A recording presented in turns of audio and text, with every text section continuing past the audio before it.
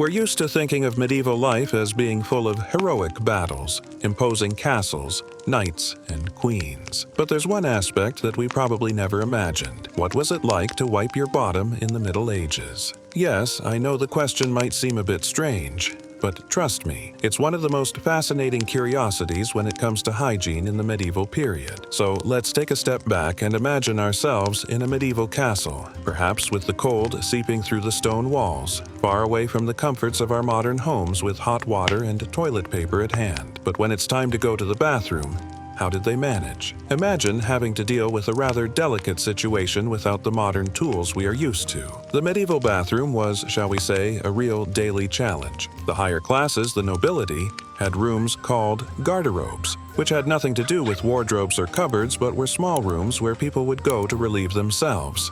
Essentially, there was a hole in the floor that led directly to a pit below. These garderobes typically extended outside the castle walls and had openings at the bottom that emptied waste into the moat surrounding the castles. Some claim this was a successful defense mechanism that always greeted unwanted visitors. Either way, this was nasty and smelly.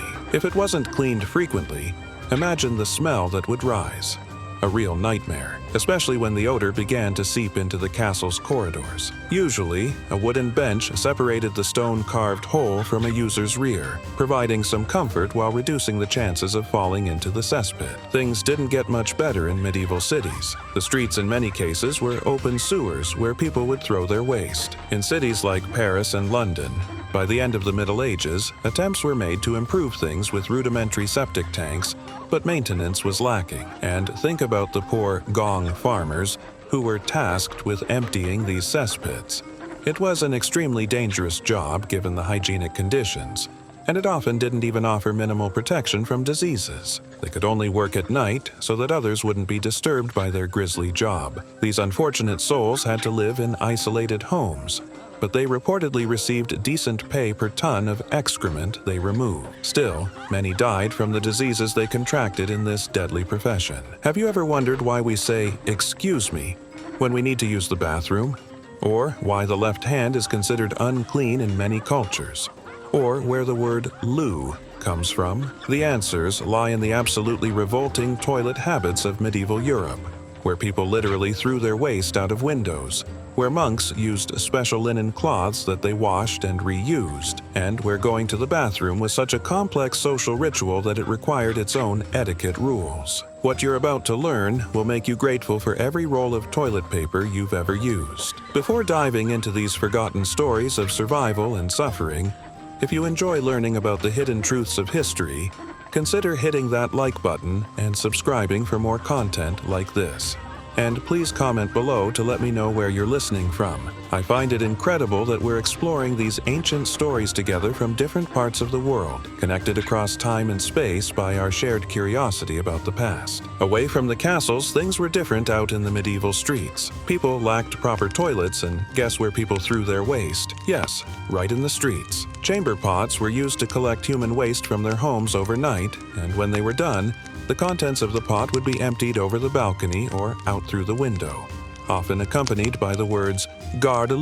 This is French for watch out for the waters. This was initially a Roman practice that often left the streets stinking, and even at times rendered them impassable. However, special staff called muck-rackers were often hired to help clear the streets and make them passable. The cry, garde is where the English word loo comes from. As it passed from French to English, it first became garde, then just loo, and eventually came to mean the toilet lavatory itself. At this point, you might be asking, what about cleaning? How did they clean themselves? Since toilet paper didn't exist yet, medieval people had to be very creative when it came time to solve this small but essential problem. Peasants who lived far from comforts resorted to whatever nature provided: leaves, hay, straw, moss. Sure, it wasn't always a safe choice because a wrong leaf could cause a bothersome itch. For those living near forests, moss was the most commonly used.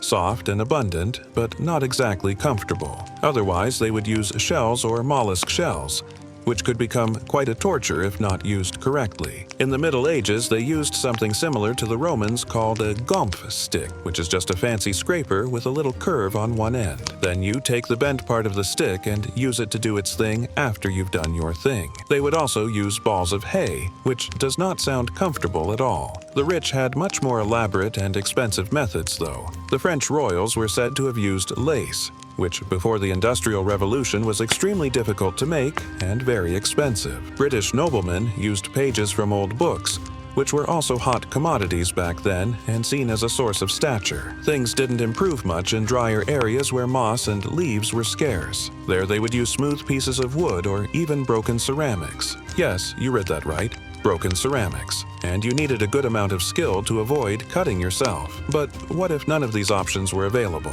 Well, in that case, the simplest solution was to use the left hand. Not exactly elegant, right? But there was no choice. And then, like magic, a tradition was born that still exists in many cultures today. The left hand is never used for greeting or interacting with others, precisely to avoid contact with dirt. This is why, in Islamic culture and many others, the left hand is considered unclean. The more privileged people, like the nobility or monks, had access to more refined solutions.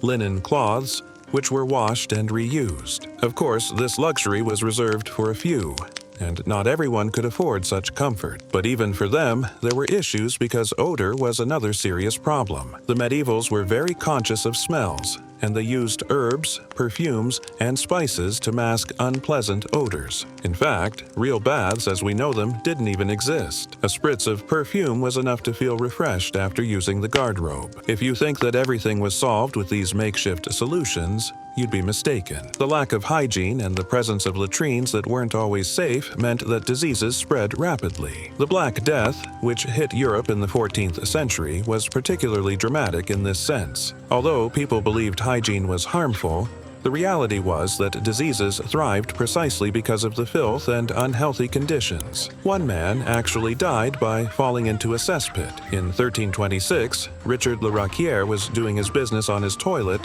when the planks of the seat gave way. Richard fell into the cesspit and drowned. This shows just how dangerous the medieval toilet experience could be. In medieval times, kings had personal assistants dedicated to assisting their masters in the bathroom. Such an assistant was called the groom of the stool. This was a highly respected position, and even the groom of the stool was referred to with high regard as one of the most loyal and trusted servants of the king. Of course, they helped the kings wipe their bottoms when they were done. This was considered a great honor and sign of trust during that period. The position was so prestigious that it was often given to nobles and could lead to significant political influence. The groom of the stool had intimate access to the king and could influence royal decisions during these private moments. Even the Romans before the Middle Ages had a rather interesting system called tersorium, a sponge tied to a wooden stick that was immersed in salt water or vinegar. But there was a little problem. The sponge was shared by everyone, which, let's admit, isn't the best thing in terms of hygiene. After the fall of the Roman Empire, however, these methods disappeared, and the medievals had to make do with what they had: moss, cloths, pieces of wood. In short, the Middle Ages weren't exactly the period of luxury and comfort we like to imagine. For the poorer people, the situation was even worse. If there was nothing to use and perhaps no water available, the only option was the freezing water from rivers and lakes. And in the colder months, guess what they turned to? Fresh snow.